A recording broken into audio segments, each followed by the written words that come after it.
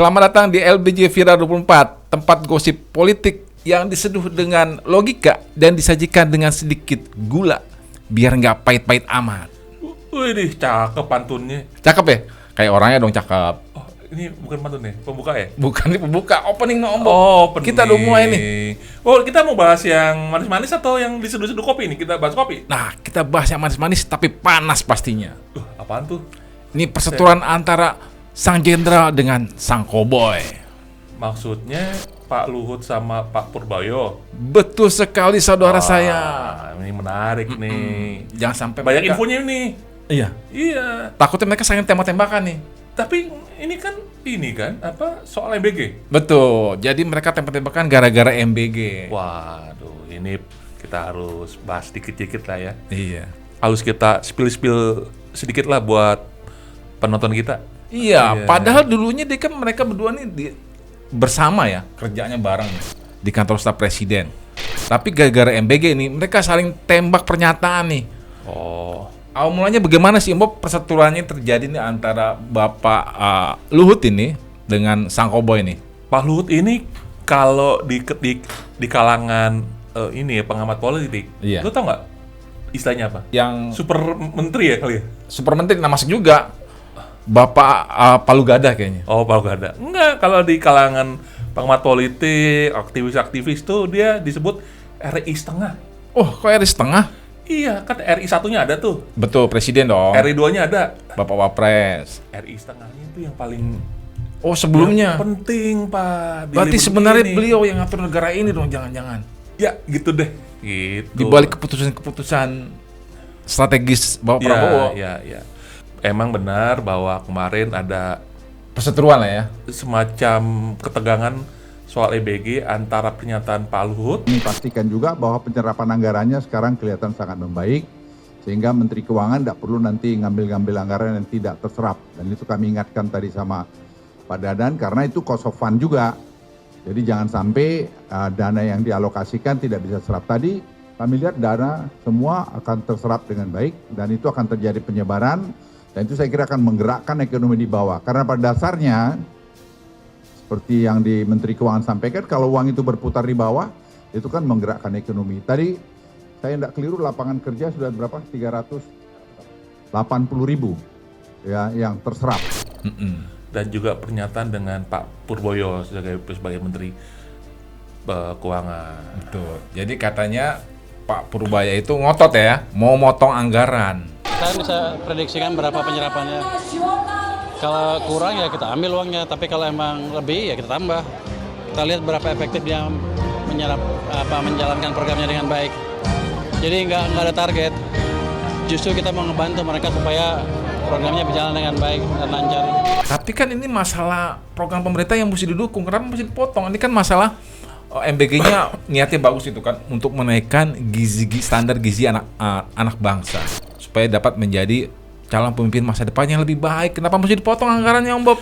Enggak, ngomong-ngomong sekarang sudah berapa juta anak sih yang setelah terlayani yang menikmati MBG ini? Nah, Pak Acong? kalau kata Bapak Prabowo kan udah sampai September ini udah kurang lebih 30 juta orang nih anak yang dapat menikmati program MBG. Oh, yang keracunan berapa? Nah, yang keracunan itu masalah banyak juga. Kalau menurut data itu di atas 10.000 lah dari seluruh Indonesia itu. Oh, ini ada pernyataan dari Pak Presiden ya. Jumlahnya cuman 0,00017%. Oh, jadi Katanya korbannya kecil itu mah ya. Kalau kecil. Jadi wajar lah kalau makan keracunan mah dikit-dikit mah nggak apa-apa ya Om. Ya nggak juga sih. Jadi gini, Pak Purbaya itu dalam konteksnya adalah fiskal. Dia nih ya, ini naga-naganya nggak seneng ada uang nganggur. Oh begitu. Nggak ada uang nganggur.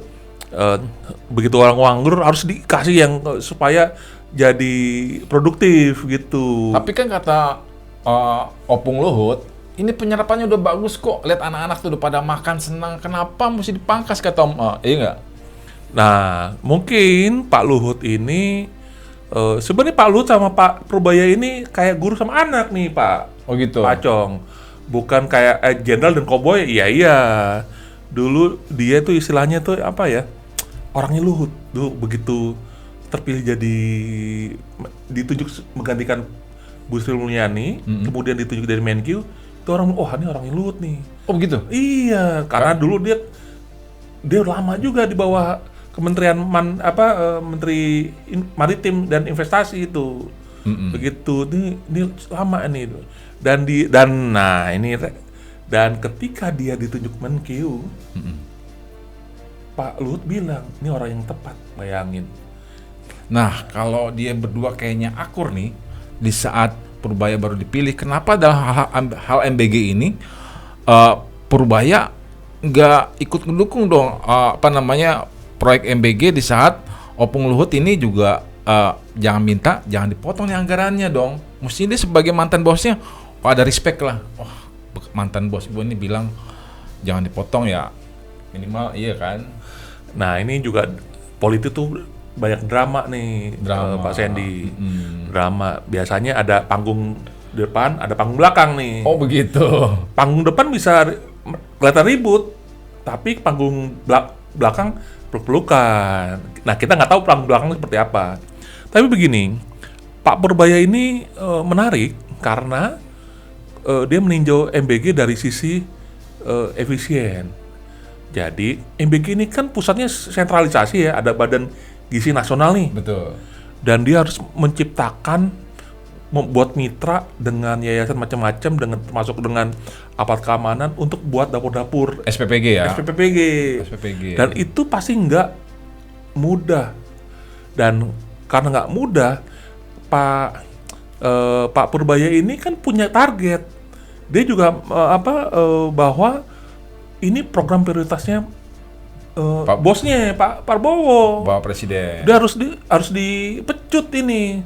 Kalau nggak bisa lari nih MBG nih. Ya kalau begitu mestinya jangan anggarannya dipotong, tapi mungkin Menko Purbaya ini bisa mengkritisi bagaimana supaya penyerapannya lebih maksimal gitu kan.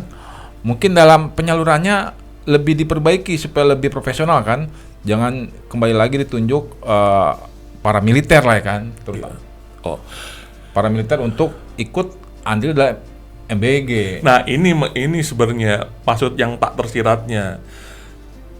Pak Purbaya sepertinya kalau saya melihat pemberitaan kemudian gestur-gesturnya, dia ingin bahwa MBG ini berjalan dengan maksimal.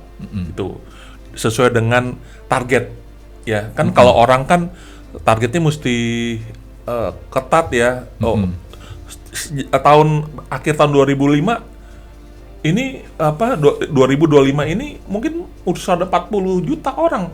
Kalau nggak dipecut sama Purbaya, nih MBG atau Badan Gizi Nasional nggak cepat bergerak, Pak. Dan satu, kedua adalah bahwa Pak Purbaya ini sebenarnya mau bicara lo itu dong, evaluasi dong. Kenapa ini nggak cepat? Gitu. Nah ini ada clue-nya juga nih Pak. Apa tuh? Nah ini clue-nya adalah pernyataan dari Menteri Pendidikan Dasar dan Menengah, Pak Mufti. Apa kata Pak Mufti? Pak Mufti bilang bahwa MBG akan melibatkan kantin, sekolah dan guru, Pak. Aturan Presiden tentang MBG, dan minggu yang lalu kita sudah rapat lintas kementerian dengan Kementerian Kesehatan, Kementerian Pendidikan Dasar Menengah, kemudian juga dengan Badan Gizi dan Kemenko Pangan serta kementerian lain yang terkait untuk bagaimana agar pelaksanaan MBG ini dapat lebih baik lagi di masa-masa yang akan datang.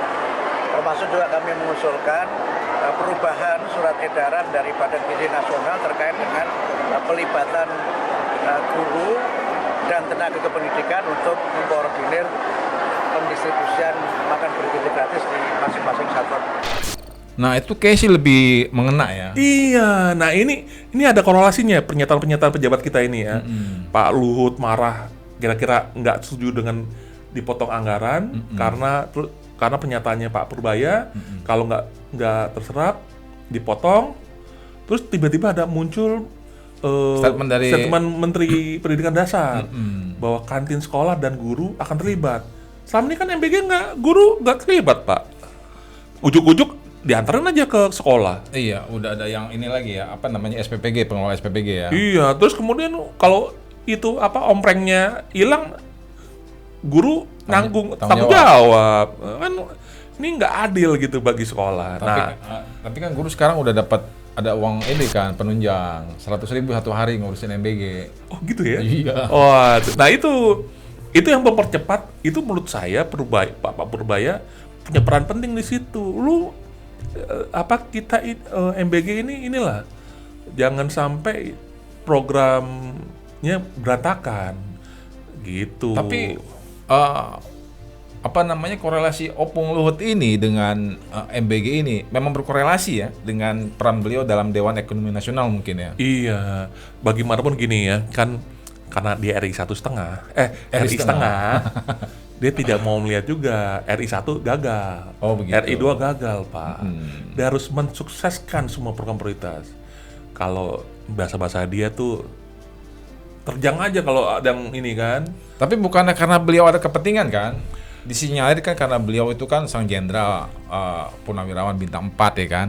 Dan ini kan sebagian dari SPPG konon katanya ada andil para militer lah ya kan. Apa mungkin ada kepentingan Opung di sana? Oh, bisa jadi nih, Pak. Iya kan? Bisa jadi. Karena ini kan jatuhnya bisnis juga kan. Iya. Bagaimana penunjukan SPPG Iya. itu ada nilai yang nggak kecil di sana. Tadi aja anggaran 71 triliun untuk sampai akhir 2025. Nah, Dan sampai sekarang baru 13 triliun, bayangin sampai September. jauh, Pak, makanya. Jauh banget kan pencapaiannya. Nah, pernyataan Pak Purbaya soal MBG, soal yang lain-lain, termasuk soal transfer daerah loh sebenarnya, itu dia selalu concern terhadap dana nganggur Iya. sisa anggaran, Pak, yang nggak dipakai. Dan itu sebenarnya bagi dia kan punya target waktu dia ditunjuk jadi Menkeu, pertumbuhan ekonomi 6% nih. Iya.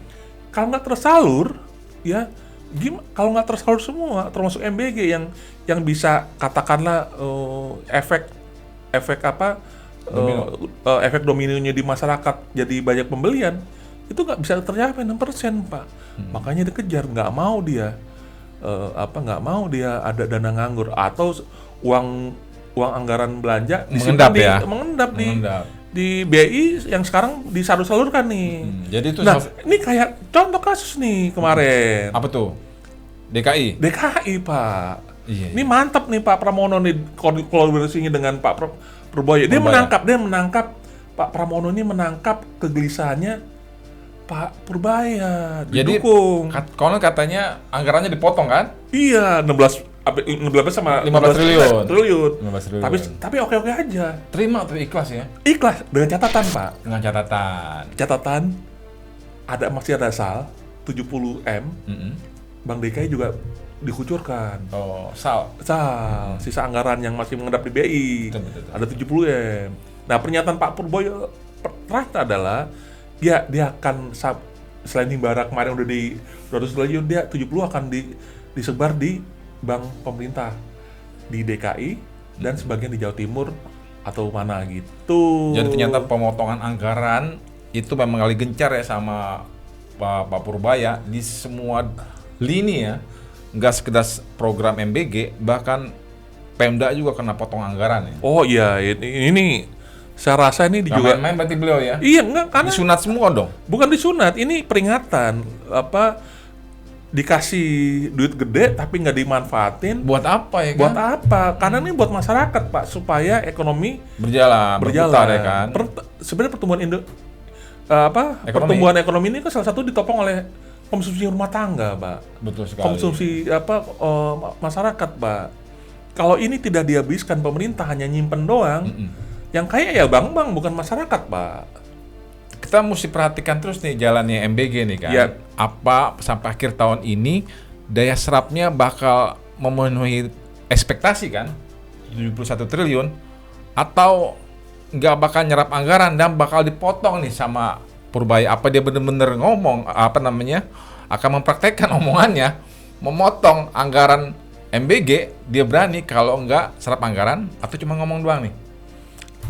Kalau saya ini, kalau kasih taruhan nih, kalau nggak sampai 20 triliun nih, dia akan potong, Pak, akhir tahun ini. Kayaknya kalau 20 triliun bisa Om. Soalnya udah deket nih September ke Desember. Sekarang 13 triliun. Kalau ngabisin 7 triliun lagi sampai 20 triliun kayaknya bisa Om. Cuma kalau sampai ke 70 triliun itu masih jauh. Iya, makanya dia akan potong deh. Ya paling 50, 40 masih oke, masih bisa ya. Tapi 70 ini karena harusnya setahun ini kan habisnya. Ini karena ya tadi Badan Gizi Nasional nggak punya kreativitas, Pak. Termasuk evaluasi terhadap sistemnya. Berjalannya MBG ya. Berjalannya MBG sampai jumlahnya ratusan sudah ribuan orang keracunan. Walaupun presentasi kecil itu tetap manusia, Pak. Betul sekali. Dan itu yang jadi concern harusnya. Kita juga mesti lihat reaksi Opung ya. Sampai bulan Desember nanti kita lihat reaksi Opung gimana kalau Purbaya nekat motong anggaran. Apa sang jenderal ini bakal ngamuk dan nembak lagi Purbaya dengan statement tajamnya? Tapi kayaknya Cowboy berani lawan jenderal kali ini, Pak. Berani ya? Saya pegang Cowboy, Pak. Berani kenapa? Karena dia dilindungi sama Bapak Jenderal juga? Enggak. Pak Prabowo. Yang lindungin ya RI1 ini, RI1. Pak. RI1. Dia kan selalu bilang, saya laporannya ke RI1. Nggak ada urusan sama Opung. Nggak ada urusan sama Opung. Nggak ada urusan sama RI setengah. Iya, nggak ada. Saya RI1 urusannya. Iya, itu benar. Makanya. Iya, tapi saya punya puisi nih Om. Siap. Buat Bapak Purbaya dan Bapak Luhut, Opung, buat pejabat berselisih di atas meja. Yang satu hemat, yang satu percaya. Rakyat di bawah cuma bertanya, yang gratis mana? Kok malah bahaya? Mungkin kita tak perlu berpihak, Pak. Iya. Cukup ingat yang perutnya lapar dan berteriak. Cakep. Sebab gizi tak datang dari debat pejabat, Cakep. tapi dari niat yang benar-benar tepat. Betul sekali. Wah, sebelum kita dipotong nih Om Bob kayak anggaran MBG, mending kita tutup aja episode kali ini. Iya deh, itu aja. Nggak panjang-panjang. Kita hidup udah ruwet. Yoi. Kita kasih spill-spill aja dikit-dikit. Jadi pemirsa bela Purbaya apa RI setengah nih? Iya, kita mau tahu nasibnya Purbaya setelah motong anggaran MBG. Pantau terus beritanya di portal kita di lesaberitajakarta.com. Dan jangan lupa juga untuk subscribe konten kita di LBJ TV Om Bob ya. Siap. Dan juga sosmed kita di LBJ Jakarta. Sampai jumpa di episode selanjutnya. Tetap kritis, tetap waras, dan jangan makan yang gratis kalau nggak tahu dapurnya siapa. Takut keracunan.